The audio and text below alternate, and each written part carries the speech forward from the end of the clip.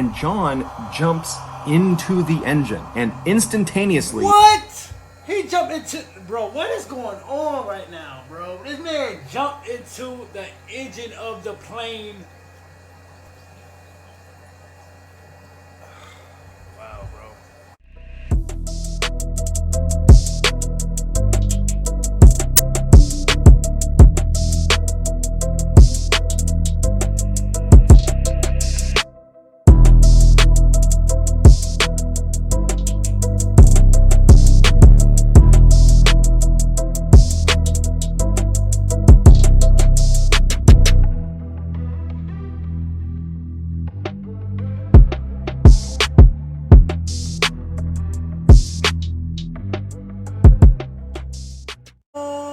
What it do? SRT gang. It's your boy with the fat SwaggyReacts, and we are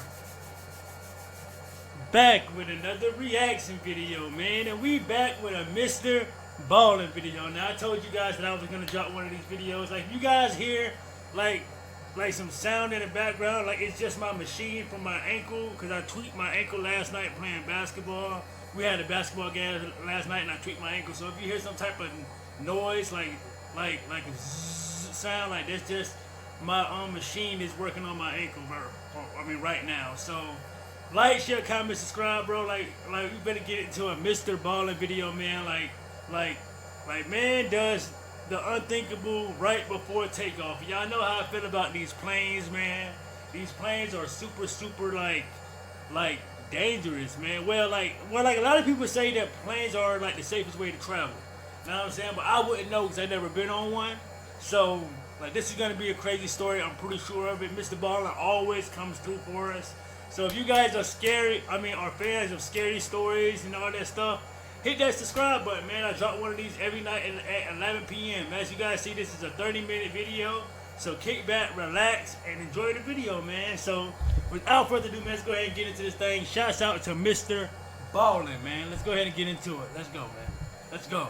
Today, we're going to look at 3 places you can't go and people who went there anyways. But before we get into today's stories, if you're a fan of the strange, dark, and mysterious delivered in story format, then you've come to the right place, because that's all we do, and we upload 2 or 3 times every week.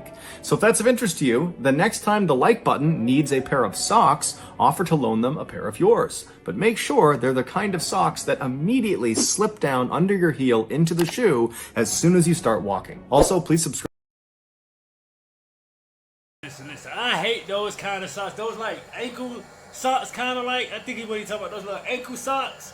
I cannot stand those type of socks, y'all. I can't, bro. They always slide down every time, bro. Immediately slip down under your heel into the shoe as soon as you start walking. Also, please subscribe to our channel and turn on all notifications so you don't miss any of our weekly uploads. All right, let's get into today's stories.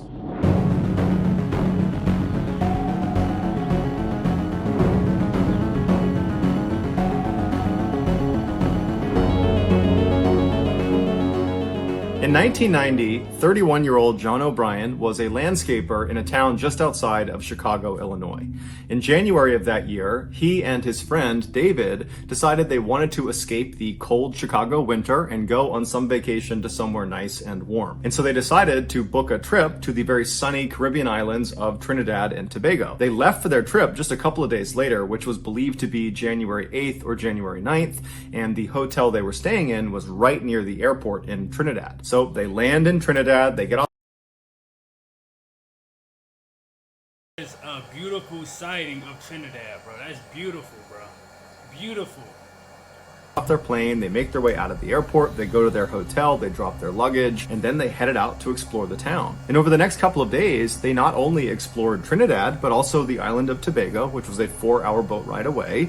And they had great food, they saw some really cool attractions, and just overall, they had a chance to relax in the warm weather while all their friends back home were freezing in Chicago. And so, by all accounts, their vacation was going exactly to plan until Sunday, the 14th of January. This was the day before they were supposed to fly back to Chicago. That day, John began complaining of some unnamed health issue, which has not been made public, so we don't know what it is, and he went to some drugstore in town in Trinidad to look for a specific medication for this unnamed health issue.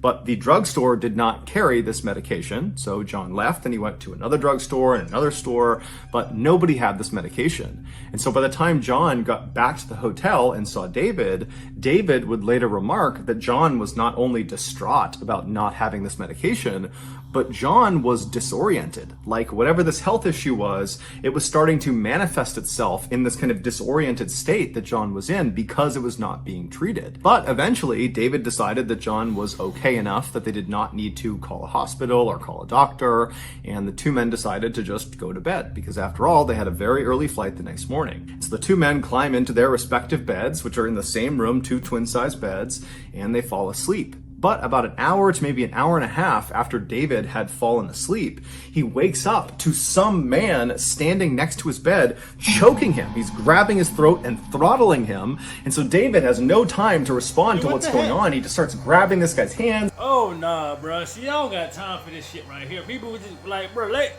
what? Just waking up to somebody choking him, bro? Oh, no. And he manages to push them off of him, and then this guy who's standing next to his bed grabs the lamp next to him and smashes David with it. David, from getting hit, falls out of the bed, he lands on the ground, and this guy, his attacker, jumps on top of him, and the two men are fighting, but eventually David manages to overpower this guy, and he kicks him off. And as soon as he does that, he realizes this guy that's been attacking him is John, and John is completely naked. He's got no... Yep, and I knew it, but I got a feeling that it's because of, like, he didn't take his meds, bro. His meds has probably got him in some type of hallucination type, just got him, because some people are like that, bro. Like, they don't take their medicine, they cause to do things to other people or hurt themselves. Know what I'm saying? Like, bro, like this medicine stuff is crazy, bro. Continue. The guy that's been attacking him is John, and John is completely naked. He's got no clothes on. And so John just stands up, and David's looking at him like, what's going on? And John just runs out of the hotel room. He ends up running down the hall. He goes down the stairs. He runs past the front desk, out the front doors of the hotel, and just takes off running. And so John runs for several minutes until he reaches the airport, but instead of going through the front gates, he goes to the side of the front gates where there are these huge chain link fences with barbed wire at the top. And John, again wearing no clothes, climbs up the chain link fence and then manages to navigate the barbs at the top and drops over onto the other side. Whoa. He's doing all that butt ass naked, bro? He's butterball naked, bro. Butterball naked. Doing that over barbed wire, bro? What the hell is wrong?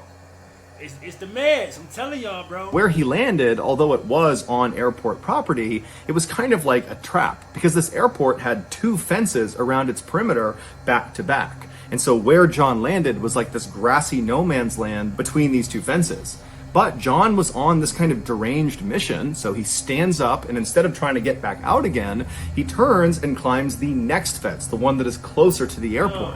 And so he climbs up this fence, he manages to get past all the barbed wire at the top, and he drops into the parking lot on the other side. He stands up and just continues running towards the main building of the airport. But between him and the main building of this airport is this huge concrete wall that doesn't look like it has any place to grab onto to climb over it. But John runs up to this wall and manages to climb up and over the wall. And where he landed on the other side was right next to this security guard shack. And so he comes crashing down, and the four security guards that are in this shack, they see him come over the wall. They see this naked guy just suddenly appear, and so they charge out to apprehend him and figure out what's going on. But John apparently attacked them. We don't know exactly what he did, but he managed to overpower all four of them, and he stole their four-wheel drive vehicle. And so John just bombs away from the security guard shack with the four security guards chasing him on foot. And John, he weaves around the outside of the main airport building, and he heads out onto the tarmac. Out on the tarmac, there were several planes that were moving into position for takeoff. One of those planes was this huge British Airways jet airliner passenger plane that was actually the next to take off. They'd already fired up their engines and they were sitting at the top of the runway just waiting for clearance. And John just drives directly into this plane. But the vehicle he was driving, this little four-wheel drive vehicle, it was not tall enough to actually strike the main body of this plane. So instead, when he hit this plane, he basically got wedged underneath one of the wings. At this point, the force... Yo, what is going on in this? Like, this man is butterball naked over here. He overpowered 4 security guards, bro. He jumped over 2 barbed wire fence butt naked. And people, and now he's driving into a plane. Like what is? Security guards that had been attacked and had their vehicle stolen from them. I mean, they're running towards the tarmac, but they've also alerted other security personnel in the airport who are all streaming out onto the tarmac towards this British Airways plane and this vehicle and John. And so as they are descending on the scene, the security guards would see John from the passenger seat of this four-wheel drive vehicle. He stands up and they can see he's got a pretty nasty cut on his shoulder. And John reaches up and starts rubbing his hand on the underside of the plane, which had been damaged from running into it. And there was oil leaking off the underside of this plane. And John began rubbing this oil around and then dabbing it into his big wound on his shoulder. And then after packing it with this oil, John leapt out of the wrecked four-wheel drive vehicle and then just took off running away from all these security guards and away from this plane. And in the chaos of this moment, all these security guards and all the airport personnel that were descending on this scene, they managed to lose sight of John. He disappeared on the backside of this plane. And so all these security guards and airport personnel, they come to a stop about 100 feet away from this plane and this wrecked vehicle, and they're just kind of staring at it, wondering, what are we going to do next? They're calling other agencies to come in and assist with this situation, when all of a sudden, somebody notices John about 300 feet away on the other side of the plane. He comes out from behind a building. And so he's running towards the plane, he's running towards this wall of security guards and other airport staff, and John, he manages to get all the way up to the plane before anybody can come up and apprehend him. And when he reaches the plane, he stops for a second, looks up at the engine of this airplane that's still spinning, it's been turned on, and John jumps into the engine, and instantaneously... What? He jumped into... Bro, what is going on right now, bro? This man jumped into the engine of the plane. Wow, bro. On, and John jumps into the engine, and instantaneously John ceases to exist. Obviously. He is completely decimated. No one knows for sure what actually caused John's rampage, although it's assumed it had to do with whatever this unnamed health issue was. Ultimately, his death was ruled a suicide. That's crazy, bro. Come on, bro, Mr. Ballen, bro. So you starting off like with that story. So it's only gonna get better. Oh man, it's only gonna get better. I don't even know what to say about that, yo. That's crazy. One of the most dangerous Olympic sports is called luge. In a nutshell, 1 or 2 people who are called lugers will ride a sled down a hill as fast as they can. But this hill is this narrow, winding, banked ice track, and these lugers will ride a sled that will go as fast as 80 miles per hour or faster. While accidents in luging are actually quite uncommon, when they do occur, they can be catastrophic. In 1986, a luge track was built on a ski hill in Alberta, Canada, for the luge event of the 1988 Winter Olympics. This track and the surrounding ski area was called Canada Olympic Park.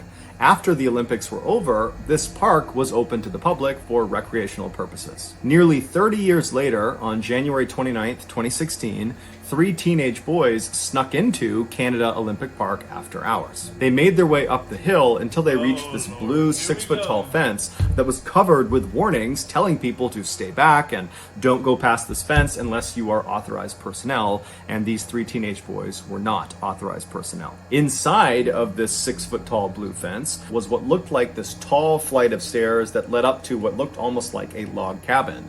And that cabin was the starting house of the luge track. The track literally came out of the cabin and fed down below. The three boys, one of which had actually worked at this park the winter before selling tickets, they looked at each other and grinned and then chucked their plastic sleds over this blue fence, and then they climbed up and over themselves. Once on the other side, they each picked up their sled and then made their way up the stairs into the starting house. Once they were inside, they kind of arranged themselves to see who would go first, second, and third. They put their helmets on because they all brought helmets. They strapped on headlamps so they could see the course because there were no lights on the course. And then one by one, they began going down this luge track. But see, I can tell already where this story is about to go. It's pitch black at the park, bro. They don't know where they're going. You know what I'm saying? Like, well, like one of the guys said they used to work there, but at the same time, it's like, bro, you never been there when it was pitch black in the park. Like, y'all got all these protective lights on. I can just tell this is not gonna go well. I can just tell.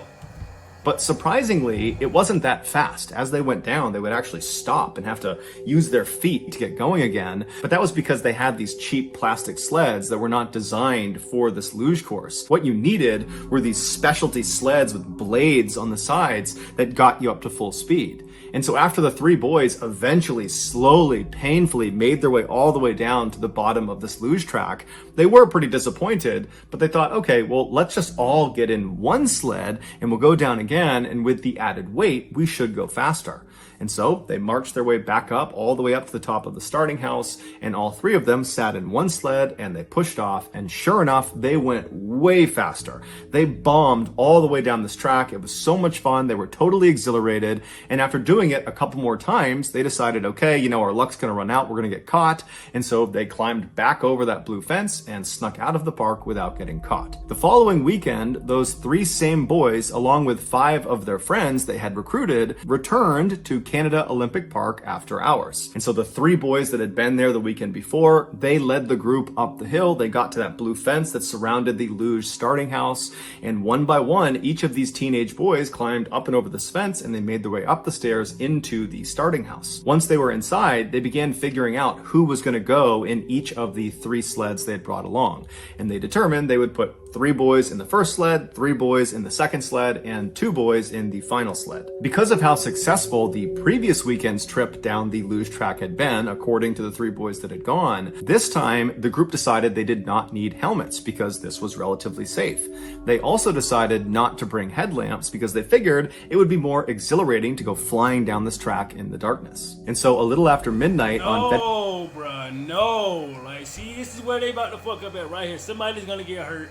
Like, it's pitch black in there, y'all. Like, remember this, it's pitch black, so they're not bringing no lamps. They don't know where they're technically going. It's about to get bad. It's definitely about to get bad. February 6th, the first 3 boys climbed into the first sled and pushed off. At first, it was going exactly to plan. It was fun, they were going fast, it was exhilarating, but then disaster struck. Unlike the previous weekend, this weekend, there was a metal chain that had been strung across one of the sections towards the bottom of the luge track. It was there to keep a particular section of the track in place. And so these boys, as they come flying around the corner, they don't see it, and they strike this chain at full speed. Now, this chain was at neck height, and so when it hit them, it instantly decapitated and killed one of the boys. It was a 17-year-old named Evan. Bro. Oh my God.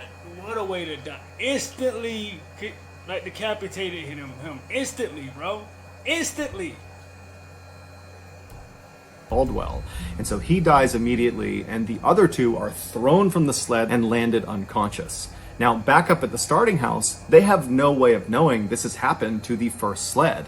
Not only because they can't see anything, but also because the boys in the first sled are not making any sound. They're either unconscious or deceased. And so at some point, this second group of boys thinks they've waited long enough to account for the first sled to get down and out of the way. And so they load up their sled and they push off. And so they go flying down, it's going great, but just like the first sled, at some point they turn that corner and they hit that chain.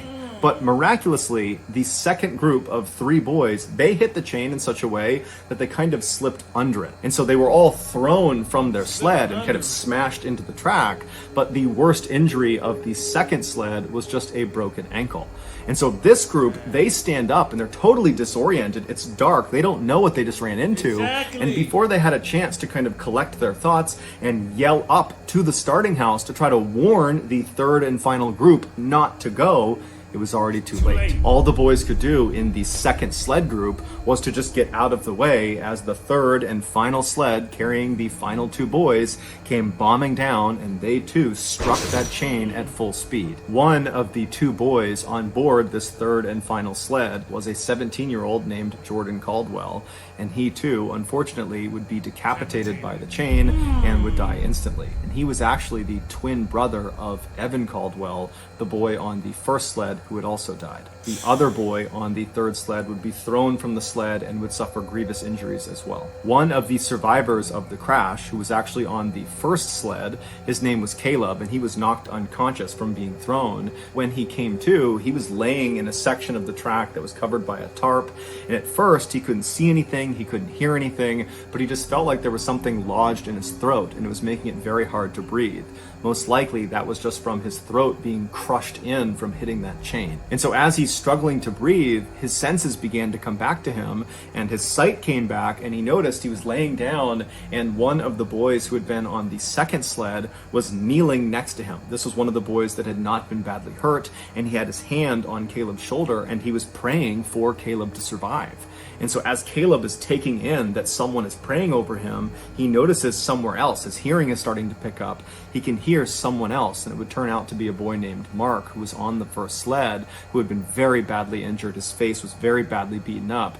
He was laying somewhere nearby, and he was just singing this religious song. He was trying to keep spirits high, and he was trying to will people to hold on and to survive as long as they possibly could. And then Caleb remembered hearing someone calling 911, and then he doesn't remember what happened next. When the paramedics ultimately arrived within the hour, they got to the track and they found all of these boys spread out all over the track, because when they hit this chain, they got sent flying. But they discovered the twins were actually laying right next to each other, and none of these surviving boys had moved their bodies. And so even though the grief was just unfathomable amongst this family that had lost their 2 sons, there was some solace in the fact that despite having come down in different sleds, that the twins, Evan and Jordan, were together in their final moments. The 6 survivors of this accident would walk away from it with life-changing head injuries and other medical issues, and they would walk away with an indescribable sense of guilt and regret. But they consider themselves lucky because at least they survived. And that's another thing, man. With these kids and these like going to places where they don't need to be, bros.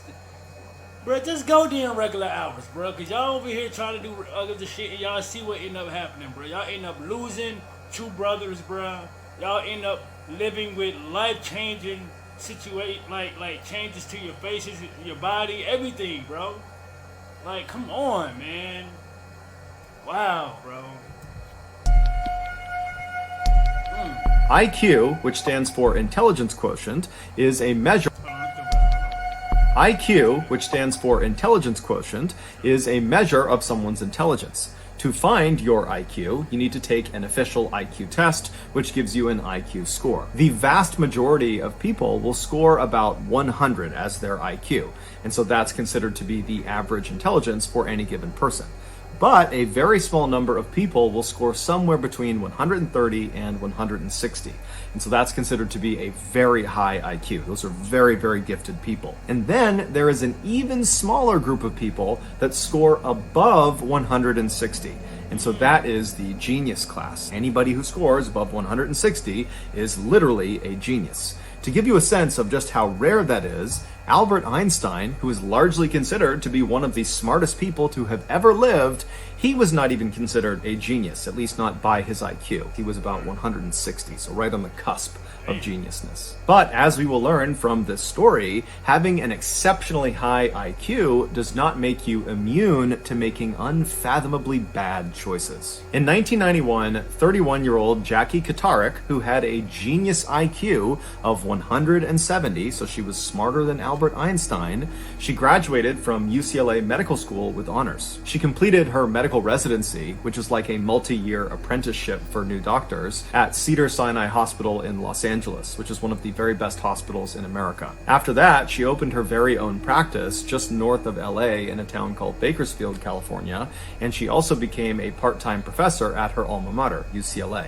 By all accounts, Jackie was brilliant, she was successful, and she loved what she did, and her patients and her students loved her right back. Fast forward to 2010, Jackie was 49 years old and she was still running her very successful practice, and she was still teaching at UCLA, and she was in an on-again, off-again relationship with a 58-year-old man named William Moody. While the details of their relationship are not really publicly known, it's fairly easy to deduce from the reporting that came from this case that Jackie and William fought a lot. On Wednesday, August 25th of that year, Jackie was spotted by herself at a Mediterranean restaurant in Bakersfield, California, having some drinks. And then at some point during the night, she called a ride service to pick her up and take her home again.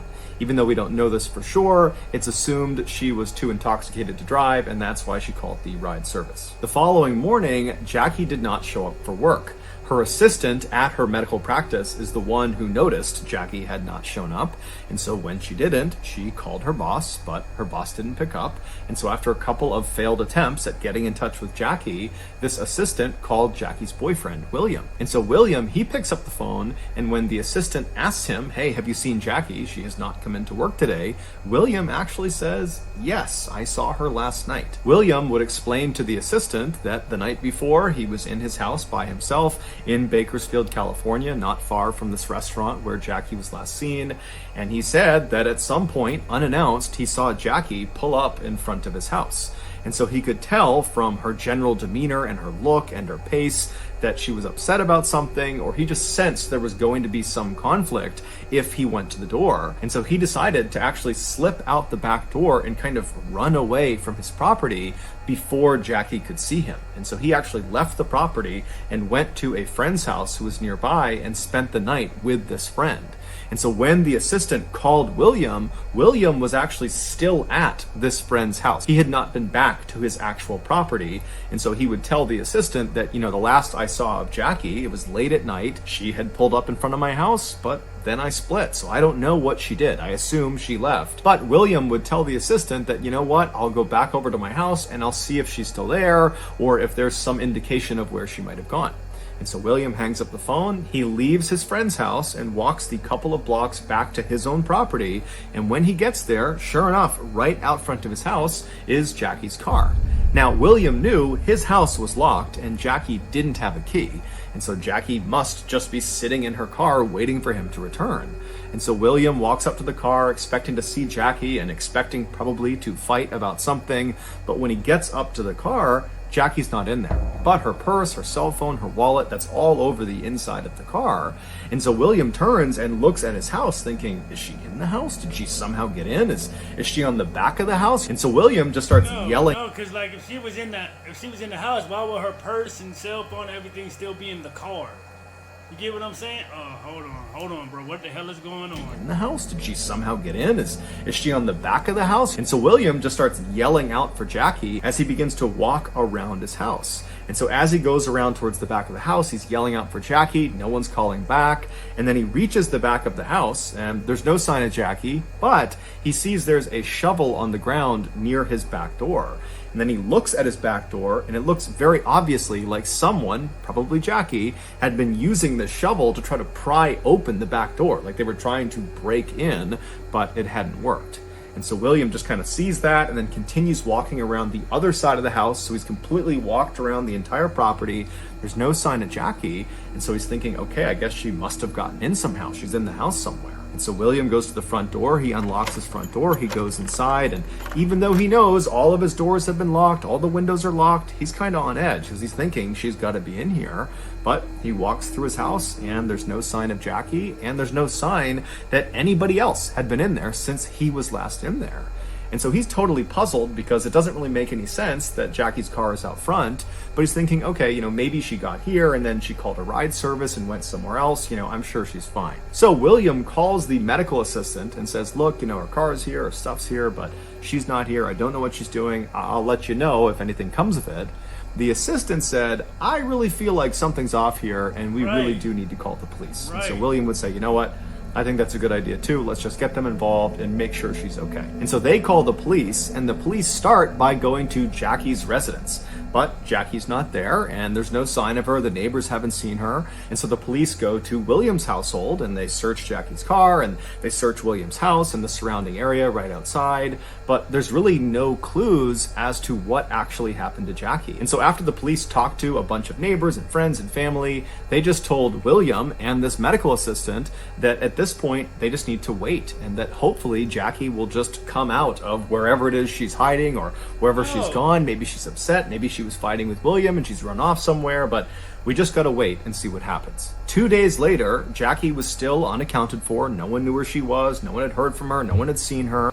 I honestly feel like that maybe the boyfriend probably did something to her, bro. She came in all disgruntled, upset or something, and like they fought, and he possibly did something to them because he said that they fight all the time, bro. So I don't know, bro. I don't know. Like, this doesn't seem like, you know what I'm saying? This seems kind of crazy right now, right? Okay. Later, Jackie was still unaccounted for. No one knew where she was. No one had heard from her. No one had seen her when William's friend went over to his house. William, the day before, so 24 hours after Jackie had been reported missing, he had left the country on a prearranged trip. But he was not being looked at as a potential suspect or having anything to do with Jackie's disappearance, and so he was allowed to go. And so this friend had been asked to go to his property to feed his fish. And so he shows up on Saturday, that's 48 hours after Jackie has been reported missing. He goes inside the house, and immediately he's hit with this terrible smell inside of William's house. And so he's covering his face, and he's walking around the house trying to figure out where the smell is coming from. He thinks it could be the fridge, maybe something's rotting that's fallen out, or the door's open or something, but it's not the fridge. He goes to the trash, it's not the trash. He goes to the fish, it's not the fish. He makes his way over to the fireplace, and he realizes that's where the smell is coming from. And so kind of reluctantly, he gets... And then Jackie probably tried to go through the chimney possibly and got stuck. Place, and he realizes that's where the smell is coming from. And so kind of reluctantly, he gets down and he kind of smells inside the fireplace, but it's not really coming from the area where the logs would be. It's coming from up in the chimney flue. And so he puts his head down and kind of turns and looks up the chimney, and about 2 feet up the flue, dangling down, are 2 human legs. And they would be Jackie's legs. I told y'all, man. She's trying... Come on, bruh. Come on, bruh. This is crazy, bro. Dangling down are 2 human legs, and they would be Jackie's legs. It would turn out a few days earlier, when Jackie was at that restaurant drinking by herself, she did call that ride service to come give her a ride home, presumably because she was too intoxicated to drive. But before they showed up, Jackie just got into her car anyways and drove to her estranged boyfriend's house. And so she gets there. William, meanwhile, is sneaking out the back and running off to his friend's house. Jackie does not see him. She makes her way up to the front door and presumably tries to knock and get William's attention. But when no attention is given to her and it seems like no one's inside, she decides she's going to try to get into the house. And so the front door was locked, the windows were all locked. She got to the back door and that was locked, so she tried the shovel and tried to pry it open, but it didn't work. And so eventually Jackie climbed up the permanent ladder that's on the back of the house. There isn't much online describing this permanent ladder. It could be a fire escape or it could be some sort of lawn decoration, but there was something on the back of the house that you could climb up if you wanted to. And so Jackie climbed up this permanent ladder and actually got onto the roof roof. And then when she was on the roof, she walked to the center where the chimney was, and there was this cap over the top of the chimney to prevent things from going into the chimney. She removed the cap and then lowered herself feet first into this chimney.